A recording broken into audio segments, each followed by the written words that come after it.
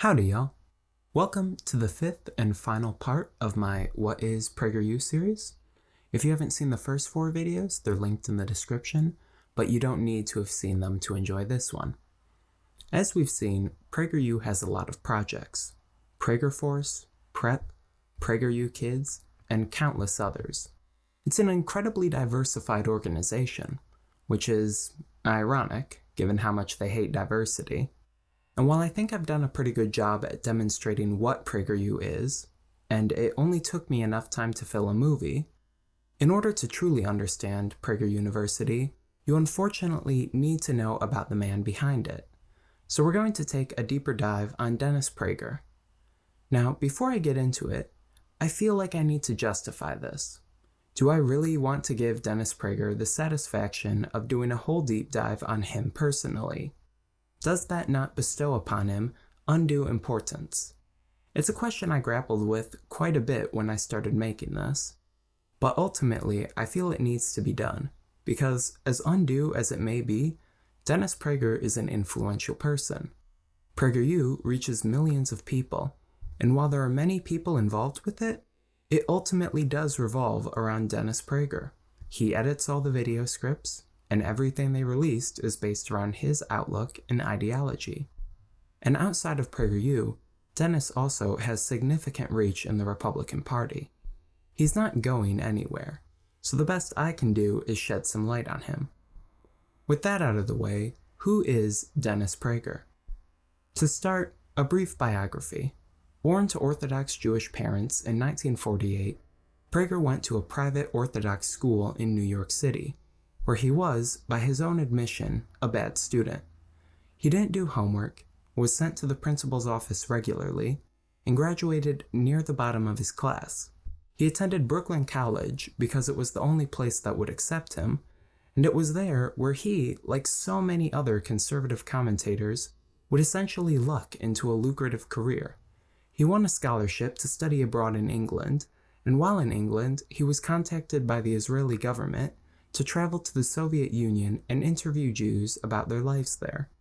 Upon returning, he embarked on a 60-nation speaking tour, which got him the funds and the public profile to go forward with publishing his first book, The 9 Questions People Ask About Judaism, and turning it into a bestseller. The book would give way to more books, his own talk show, his own quarterly journal, his own radio show, and eventually Prager University. But moving past his life story, to find out who Dennis Prager actually is, we need to assess his thoughts. One of the defining factors of Prager's worldview is his religious beliefs. As mentioned earlier, Dennis grew up in an Orthodox Jewish household, and while he's since left modern Orthodoxy, he remains religious. And it shows in the output of PragerU, with them having released dozens of videos on religious topics over the years, such as the best book to read to your children. Spoiler alert, they think it's the Bible. Why even atheists should teach their children about God. A wild video in which they basically say atheists should just spend their whole lives acting like Christians because of some dubious correlation between children attending church and having better mental health. The obvious conclusion that children whose families take them to church are more likely to just have generally more attentive families escapes their grasp. You may have noticed a focus on Christianity. This is because Dennis is a major fan of Judeo-Christianity, a somewhat contentious term due to the implication that Christian beliefs supersede Judaic ones, as well as the history of anti-Semitism within Christianity. But for Dennis, the term allows him to reconcile his personal Judaic beliefs with the overwhelmingly Christian beliefs of his audience. PragerU makes a lot of arguments typical of the religious right, but they tend to frame their arguments through a secular lens in order to appeal to the largest possible audience. But make no mistake, these secular arguments tend to just be hastily assembled fronts. The starting position is the religious beliefs. Whether it's their opposition to abortion, fear-mongering over the term happy holidays, or a long, long history of homophobia. Now, homophobia is not a unique trait among conservative pundits, especially those that were active in the 80s and 90s. Indeed, homophobia was normalized among the population at large up until relatively recently. So is it entirely fair to hold Dennis Prager's homophobia against him? Yes. You see, when it comes to assessing bigotry, I think there's two categories that can help us in doing so. Is the bigotry born more out of ignorance or malice? Now, bigotry is usually a combination of the two, but for the vast majority of homophobes, I'd consider them bigoted primarily as a result of ignorance. They took the lazy path of just accepting the larger homophobic cultural narrative. Does this excuse their bigotry? No. But what you see with a lot of these types is that upon educating themselves, they'll often soften their views or change them entirely. It demonstrates that their homophobia was more a product of their environment than their genuine convictions. This is not the case for Prager. Bigots of ignorance tend to be like grandparents or teenagers who just don't know better. Whereas Dennis was incredibly proud of how educated he considered himself on matters of homosexuality. In 1990, Dennis wrote an essay called Judaism, Homosexuality, and Civilization.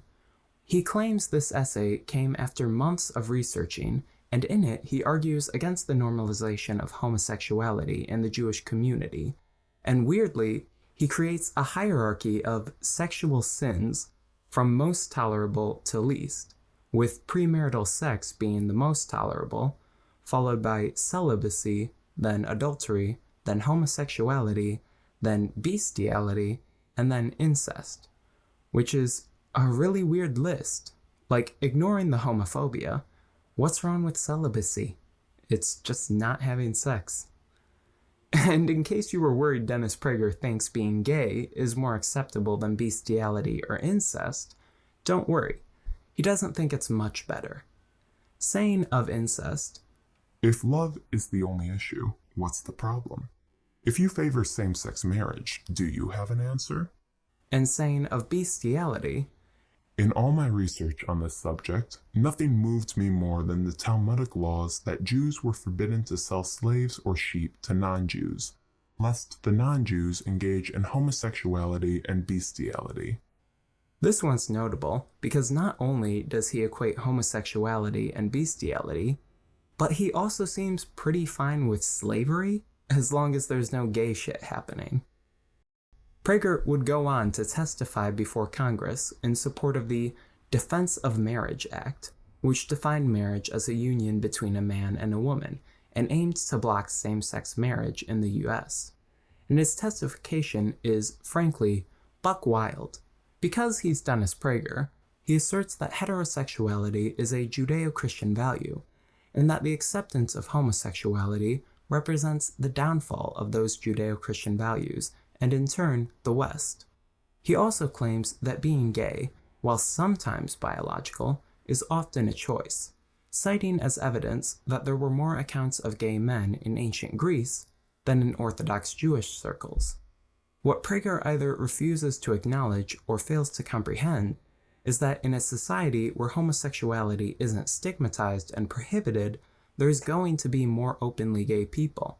He also claims that calling people who oppose gay marriage homophobic is a contemporary form of McCarthyism, saying, "To hold that heterosexual marital sex is preferable to all other expressions of sexuality is no more homophobic than it is sibling-phobic to oppose incest, or animal-phobic to want humans to make love only to their own species." Like the Richard Spencer types who say, "I'm not racist, I don't hate black people, I just think whites should have their own homeland." Dennis aims to veer the conversation of his bigotry way off course by redefining what bigotry is. Denying gay people the right to get married and holding a heterosexual supremacist worldview is unabashedly homophobic.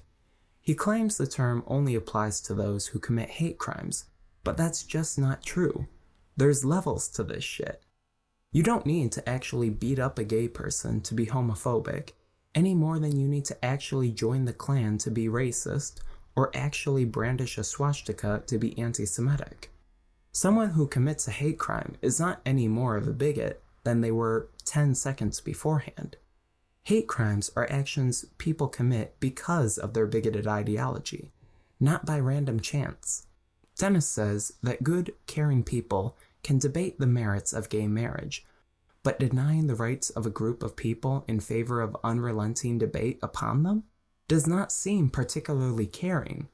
And indeed, when it comes to the question of gay marriage, Dennis seems to care less about the rights of gay people and to care more about covering his own ass, as we can see in 2012 with his article, Why a Good Person Can Vote Against Same-Sex Marriage. Prager starts the article playing the centrist, as he's wont to do, claiming that there are fine people on both sides of the debate, before pivoting to his real belief that accepting gay marriage is bad for society. To evidence this stupid claim, he cites some truly horrible events, such as Harvard hiring a non-binary person, eHarmony allowing gay people to match on their dating site, and Google Plus having an other option for your gender. Truly, these are earth-shaking disasters. Western civilization may never recover. Unless you think from the start of the article that Dennis actually considers proponents of gay marriage decent people, the final line of the article is, there are reasons no moral thinker in history ever advocated same-sex marriage. Like so much of Prager's politics, the goal is to appear reasonable at first glance while couching your extreme worldview. Now, back to our initial question. Is it fair to hold Dennis Prager's past homophobia against him today? And here's where I reveal it's been a trick question all along, because Prager's homophobia is not relegated to the past. This 2012 article has been reposted by PragerU's Twitter as recently as 2021. Dennis Prager's beliefs have not changed. Society has merely changed around him. And for a more egregious recent example, if you were paying attention to the news in 2021, you may have seen some comments Dennis Prager made get a lot of coverage. You see, Dennis, as is conservative tradition at this point, contracted COVID in fall of 2021, and shortly after, he made a comment on Newsmax that gay people during the AIDS crisis were not as big of pariahs as unvaccinated people during COVID. A frankly wild claim from someone who was there during the AIDS crisis, making gay people into pariahs. And this relates to earlier claims from Dennis that heterosexual AIDS is a made-up lie liberals tell to generate hysteria. And while HIV is perhaps best known for its extreme toll on gay men in New York City, newsflash, straight people aren't immune to the virus. You know, I would have hoped that Magic Johnson contracting the virus, arguably the most high-profile illness of the century, would be enough to make people realize that this can happen to anybody, but evidently not. Dennis Prager has a long and blatant history of homophobia, and I suspect when faced with it, he'd claim to be the victim of a McCarthyist slander campaign, and insist that you were simply incapable of refuting his arguments. Prager has coined the term six-herb in reference to people calling him sexist, intolerant, xenophobic, homophobic, Islamophobic, racist, and/or bigoted. And while there isn't nothing to the idea that these terms can get thrown around loosely sometimes, at a certain point, we have to call it like it is. Dennis, people don't call you homophobic because they can't account for your political beliefs. They call you homophobic because that's their evaluation of your political beliefs. You can't spend your entire career opposing gay people at every turn, saying gay marriage is worse than the economy crashing, saying tolerance for gay people is akin to a fascist takeover of the US, and then be shocked and appalled that people think you don't like gay people. Prefacing everything with, there are some decent homosexuals, means jack shit when you follow up with, the immoral gays will be the downfall of civilization. Speaking of the collapse of civilization, let's talk about COVID-19. I mentioned that Dennis got COVID, but he's done so much more that we just kinda need to go over it. When Dennis actually got COVID, he made quite a big show of it. He boasted to his audience that he had contracted it intentionally in order to get, quote, natural immunity. How did he go about this? By engaging in close physical contact with as many people as he could. Assuming he's telling the truth about this, Dennis almost certainly spread the virus to many other people. I don't think I need to give a whole dissertation on how knowingly spreading disease to other people is a dick move, but the direct impact on a couple dozens pales in comparison to the indirect impact on thousands of his listeners. Dennis, as you can probably guess, is a strong advocate of alternative, or more accurately, ineffective treatments for COVID-19. He claimed to have been taking ivermectin, and given that he didn't literally die, saw this as evidence that ivermectin was an effective treatment, and the COVID vaccine is unnecessary. He also weirdly took credit for the CDC publishing a study which demonstrated that immunity granted by the vaccine was more effective at protecting against COVID than natural immunity. If you know anything about how scientific studies work, you know that this claim is ludicrous. Dozens of scientists and doctors are not devoting their limited time and resources during a pandemic to sticking it to Dennis Prager. That's my job. But since the beginning of the pandemic, Dennis has been following the Republican Party line, including his virulent resistance to any degree of health and safety protocols during a deadly pandemic. In response to lockdowns and mask mandates, he's adopted the catchphrase, "When it's safe means never," which is more of a statement on the US's weak response to the virus than anything.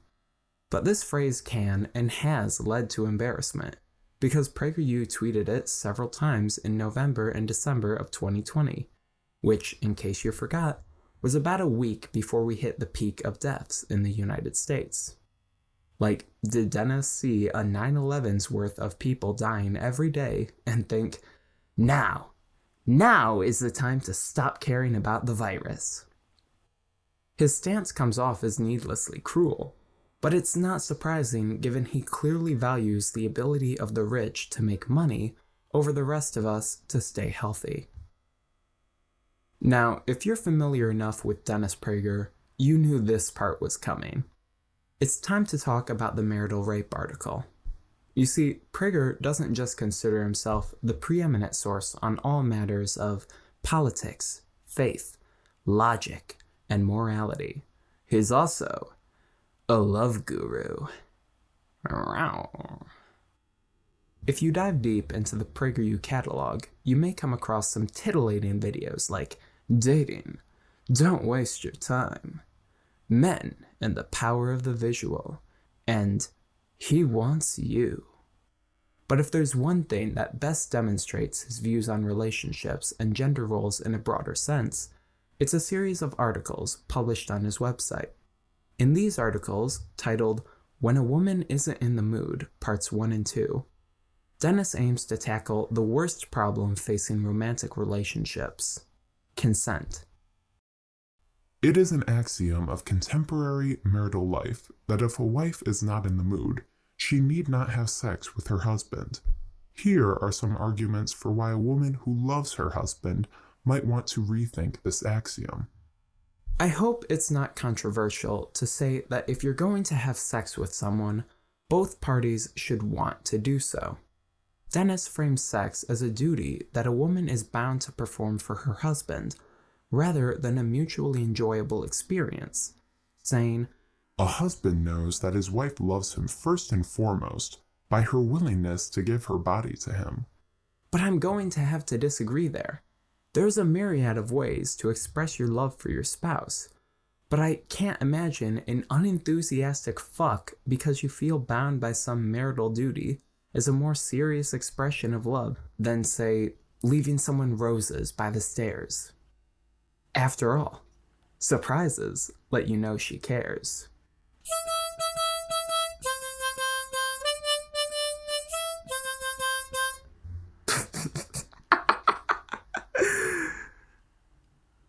Dennis elaborates on his views of women putting out as a duty in part 2, saying a woman denying her husband sex because she's not in the mood is comparable to a man not going to work because he's not in the mood, and claiming women do other things when they're not in the mood, saying, most women never regard it as hypocritical and rightly regard it as admirable when they meet their child's or parents' or friends' needs when they are not in the mood to do so. They do what is right in those cases rather than what their mood dictates. Why not apply this attitude to sex with one's husband? And Dennis, if sex with you is this much of a chore, that really might just be a you problem. After all, he wrote this right after getting married for the third time. So given what he's written, is it completely fair to categorize these articles as an endorsement of marital rape? It's been a rather hotly contested debate among people with too much time on their hands. And given that I have the absolute most time on my hands, I'm going to weigh in and say, while it may cover its tracks with quotes like, there are men whose frequency of demands are excessive, and stating that it should be a woman's choice to consent to sex despite not wanting to, when you're placing social pressure on a person to consent to sex they don't want to have, saying they're unkind for not providing sex to their husbands, claiming a smart woman doesn't let mood determine when she fucks. Whatever consent you get will have been given under significant pressure. It may not be rape under law, but it's skeevy as fuck and speaks to a broader social view that significantly undervalues the actual personhood and intelligence of women. Your wife is supposed to be the person you love the very most in the world. Why would you want to force upon her the idea she's only valuable as a vehicle for your sexual satisfaction? And that brings me to the worst part of this article, because this is just the grossest shit imaginable. Dennis projects his own warped views of social roles onto the entire male sex to argue with an imaginary woman. When the imaginary woman says, men are animals, Dennis responds with, hell yeah, I am, baby, before delivering the funniest quote in the article.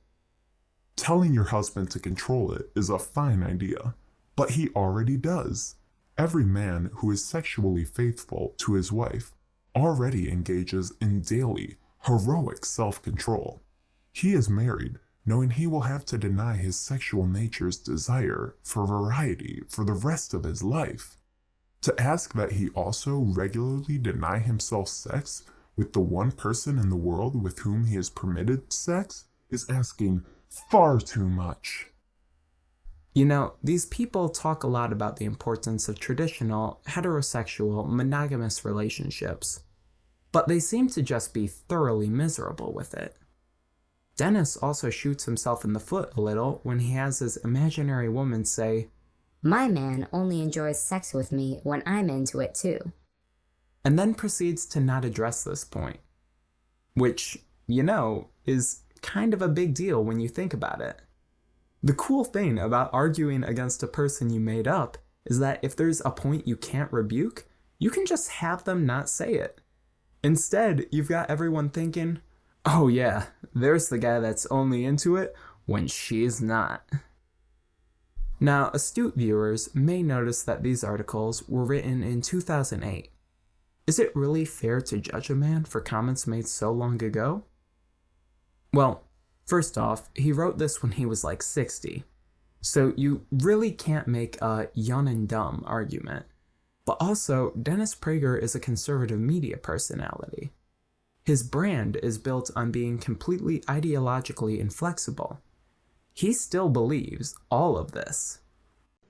And basically what I said was this: given how important sex is to most men, it is, if you love your husband, and I said that, and he treats you well, don't always allow mood to determine whether you will sleep with him. If you follow conservative politics for any amount of time, you're almost certain to notice that they're all massive hypocrites, all the time. It can make it very hard to tell if they actually hold any values beyond an all-consuming urge to own the libs. And like many of his peers, Dennis is no stranger to hypocrisy. For instance, as discussed earlier, Dennis hates the left's supposed proclivity for throwing around words like racist or homophobic, yet he himself holds no issue with calling others anti-Semitic, which I wouldn't have an issue with if it was done honestly, call that shit out. But Dennis employs the term more as a cudgel to silence dissent, in the exact manner that he accuses the left of acting in. He'll gleefully claim that Nazism and fascism has its roots in secularism, and that modern anti-Semitism comes near exclusively from the secular left. Although when pressed to give any, evidence for his claims, Dennis tends to flounder some. Although it's notable that his claims about the secular left being anti-Semitic would include a fair deal of Jewish people. And this isn't the only time Dennis has accused Jews of anti-Semitism, as he also considers Jewish people who take issue with Israel anti-Semitic. But while he's all too happy to push this frankly trash idea of self-hating Jews, he's comparatively unwilling to call out the influence of right-wing rhetoric on anti-Semitism. In an article he wrote responding to the ADL, Dennis ignores a rise in anti-Semitic incidents during 2016 and 2017 in order to defend Donald Trump, willfully mischaracterizing the position of the ADL while he's at it. Dennis is also fine ignoring anti-Semitism when he's casting for PragerU videos.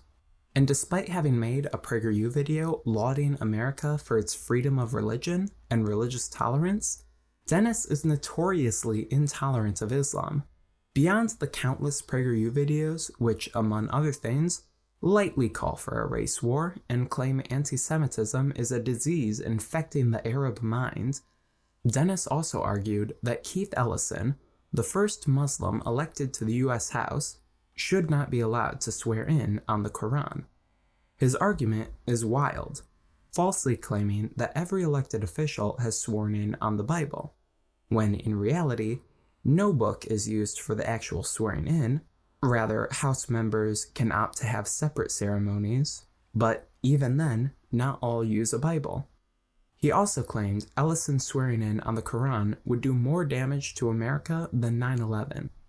Dennis is proud to champion America as religiously tolerant, and he praises the freedom of religion that the country has, but in practice, he fucking hates it. The Constitution says no religious test shall ever be required to hold public office in America. But Dennis says, if you won't swear in on the Bible, you're essentially worse than a terrorist. He'll champion the Constitution 1 minute and then ignore the Establishment Clause the next. On the less violently Islamophobic side, Dennis has plenty of videos giving romantic advice and is a particular advocate that one should get married early, which wouldn't be too objectionable, but the dude's been married 3 times. So, if the strategy clearly doesn't work, maybe hold off on being so eager to advise others to do it? Unless your romance advice is be a double divorcee. It's clear that Dennis has 2 separate sets of rules. One rule set, which he wishes for everyone else to follow, and another rule set, under which he himself operates. And this set of rules for the rest of us is arguably the single most integral element to Dennis Prager's whole ideology. One idea often repeated in PragerU content is that of tolerance. Claim that the right is more tolerant than the left, because while the left decries people as bigots or Nazis simply because they say bigoted things or act like Nazis, the right champions a diversity of thought. Now, the typical leftist response to this idea is almost always a variation of Karl Popper's paradox of tolerance, which posits that a society cannot survive if it tolerates intolerance, because if you tolerate people who are intolerant, will inevitably seize power and persecute whatever group they're intolerant against. So by trying to be perfectly tolerant of thought, you create a far more intolerant society in the long run. Now, I think this is a fair point. Hats off to Dr. Popper on this one. But I think we miss out on something when we invoke this argument, because the paradox of intolerance would only apply if one was actually committed to a 4chan-esque society that completely tolerates any thought. But when it comes to Dennis Prager, and indeed the conservative movement at large, this is demonstrably not the case. For all his musings about diversity of thought, this is not what he actually wants. He wants a society where everyone thinks like he does. This is why he has literally thousands of hours of content trying to instill into his audience a certain lifestyle that he deems proper. Now, a defender may say he simply offers his own perspective on how one should live. He's not policing anyone's lives, he's just giving advice. But the life advice element only exists when he has no other option. When people's lives can be policed, Dennis is all for it. Whether that's denying gay couples the right to marry, forcing trans athletes out of sports, or mandating his own religion-based rules and standards on the rest of the country in everything from swearing into government to procuring an abortion. It's just an opinion for exactly as long as it takes to make it law.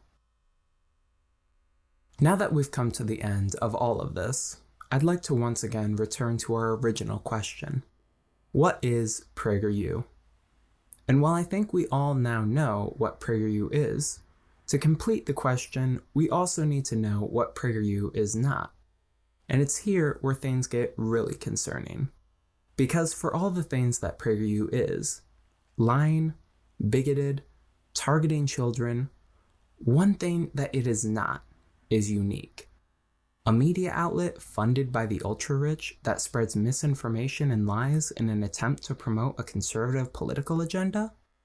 There are dozens of those.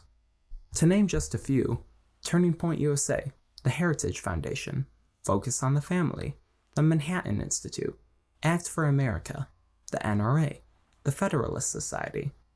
And targeting children isn't a unique niche either. You've got the Young Americans Foundation posting mediocre SpongeBob memes 4 times a day, and the Daily Wire, who are now pouring $100 million into their own kids' content. While I think it's pretty obvious that I find PragerU incredibly interesting, it's only one strand in a truly massive web that rich conservatives have constructed in hopes of catching enough public support to power through their policies. It's another insidious form of lobbying, where instead of buying votes through campaign contributions, you buy them indirectly by funding a think tank to spread out enough propaganda that you get the votes you need. Make sure to make some for the kids, too. It may be unethical, but that's never stopped you. And besides, it's a great return on investment. This sort of thing is pretty much inevitable in any society where you have incredibly rich people who want to hoard as much money as possible, and it's even harder to stop than traditional lobbying. If Citizens United was overturned tomorrow, PragerU would still upload their videos.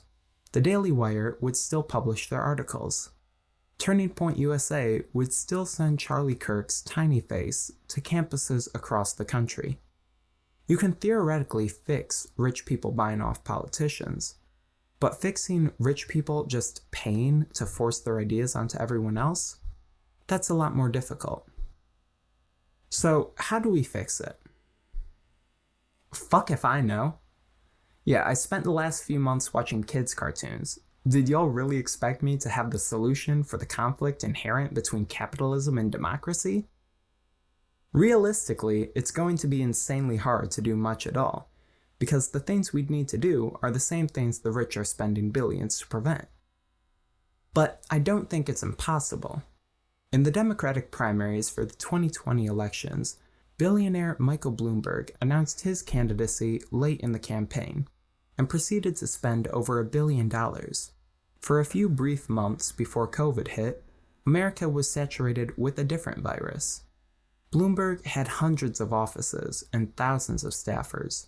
Influencers could get paid thousands of dollars a month to relentlessly promote Michael Bloomberg. His name was inescapable, no matter where you went. And when it was all said and done, and the results had all come in, he had won. American Samoa, a U.S. territory where Bloomberg dominated with 175 of 351 votes. Despite spending $1 billion, he failed spectacularly. Because while you can put your message in front of people, it doesn't work if they can see through your bullshit. But it's a lot easier to see a message for what it really is when it's coming from a creepy old dude with some pretty bigoted views. Whereas with PragerU, the message comes from, well, okay. Casual dunking aside, I think the main reason outlets like PragerU work where Bloomberg failed is that everyone knew what Bloomberg was doing, and they called him out for it. The way you combat these outlets is by seeing them for what they are. Not just exposing that they lie, but also why they lie, and what money lies behind the lies. Like I've said, PragerU thrives on the politically uninformed to get their message to stick. The key to defeating this university is simply education. Thanks for watching, and thanks to everyone who's watched the whole series, and especially thanks to my patrons, who should be scrolling by right now, and especially thanks to the $10 and up patrons, Sleepy Boy Uwu. This series has been long, really long, but I've enjoyed it. I hope you have too.